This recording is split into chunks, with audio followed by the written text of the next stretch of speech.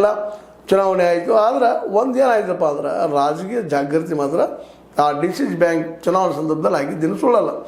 ಜೊತೆಗೆ ಸ್ಪರ್ಧಾಳುಗಳಾಗಿಬಿಟ್ಟಿದ್ದಾರೆ ಇವತ್ತು.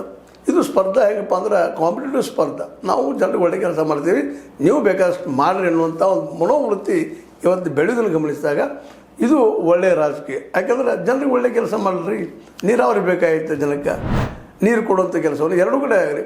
ಒಂದು ಕಡೆಗೆ ನಾವು ಮಾಡ್ತೀವಪ್ಪ ದೇಶ ನಾವೇನು ಕಡಿಮೆ ಇಲ್ಲ ಅನ್ನುವಂಥ ಮಾತನ್ನು ಕತ್ತಿ ಬ್ರದರ್ಸ್ ಅಥವಾ ಕತ್ತಿ ಕುಟುಂಬದವ್ರು ಮಾಡ್ತಾಯಿದ್ರು. ಇನ್ನೊಂದು ಕಡೆ ಜಾರಕಿಹೊಳಿ ಕುಟುಂಬದವರು ನಾವು ರೈತರ ಪರ ಇದ್ದೀವಪ್ಪ ಅಂತೇಳಿ ತೋರಿಸ್ಕೊಳ್ಳೋಕ್ಕಾಗಿರ್ಬೋದು, ನಿಜವಾಗಿಯೂ ಇರ್ಬೋದು.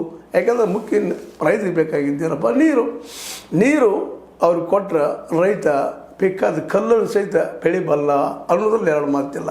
ಹೀಗಾಗಿ ನೀರಾವರಿಗೆ ಅವರು ಒತ್ತು ಕೊಡ್ತಾಯಿದ್ದಾರೆ. ನಾವು ರೈತ ಪರ ಇದ್ದೀವಿ ತೋರಿಸ್ಕೊಳ್ಳೋ ಪ್ರಯತ್ನ ಮಾಡ್ತಾಯಿದ್ದಾರೆ. ಇದು ಕತ್ತಿಯವರಾಗಿರ್ಬೋದು. ಇನ್ನು ನಮ್ಮ ಹತ್ತಿರ ಕಡೆ ಹೋದ್ರೆ ನಮ್ಮ ಲಕ್ಷ್ಮಣ ಸವದಿ ಅವರು ಸಹಿತ ಅವರು ಈ ದಿಶೆಯಲ್ಲಿ ಪ್ರಯತ್ನವನ್ನು ಮಾಡ್ತಾಯಿದ್ದಾರೆ. ಅಂದ್ರೆ ಇಡೀ ಜಿಲ್ಲೆ ತುಂಬ ಹೆಚ್ಚು ಕಡಿಮೆ ಎಲ್ಲ ಒಂದು ನಮ್ಮ ಶಾಸಕರು ಇವತ್ತು ಅಲರ್ಟಾಗಿ ತಮ್ಮ ಅಸ್ತಿತ್ವ ಉಳಿವಾಗಿ ಹೋರಾಟ ಮಾಡುವಂಥ ಪ್ರಸಂಗ ಅವ್ರಿಗೂ ಬಂದದ. ಯಾಕಂದ್ರೆ ಜಾಗೃತಗೊಂಡಂತಹ ಮತದಾರರು ಯಾರಿಗೆ ಬೇಕಾದವ್ರಿಗೆ ಒಲಿಬೋದು. ಯಾರು ಕೆಲಸ ಮಾಡ್ತಾರಪ್ಪ ಅವ್ರಿಗೆ ಒಲಿಯೋ ಸಾಧ್ಯತೆಗಳಿದ್ದಾವೆ.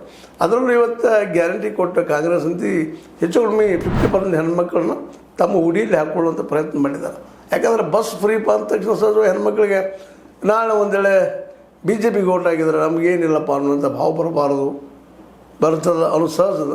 ಆ ದಿಶೆಯಲ್ಲೇ ಈ ಒಂದು ಫ್ರೀ ಬಸ್ ಮಾಡಿದ್ದರಿಂದ ಹೆಣ್ಮಕ್ಳು, ಯಾಕಂದ್ರೆ ಈ ದಲಿತ, ಹಿಂದುಳಿದ, ಆದಿವಾಸಿ ಅಥವಾ ಮೈನಾರಿಟಿ ಸಮುದಾಯದಲ್ಲಿ ಬಡತನ ಹೆಚ್ಚಿರೋದ್ರಿಂದ ಈಗ ಸಹಜವಾಗಿ ಬಡ ಸಮುದಾಯ ಇದ್ದಿದ್ದು ಅದರಲ್ಲಿ ಹೆಣ್ಮಕ್ಳು 50% ನಮಗೆ ಅನುಕೂಲ ಮಾಡಿದಾರಪ್ಪ ಅನ್ನುವಂಥದ್ದು. ಜೊತೆಗೆ ಒಂದು ಕುಟುಂಬಕ್ಕೆ ಹೆಣ್ಮಕ್ಕಳಿಗೆ ಯಾರಿದ್ದಾರು 2,000 ರೂಪಾಯಿ ಕೊಡುವಂಥ ಕೆಲಸ ಮಾಡಿದ್ದು ಸಹಜವಾಗಿ ಪ್ರಭಾವಿ ಅದ.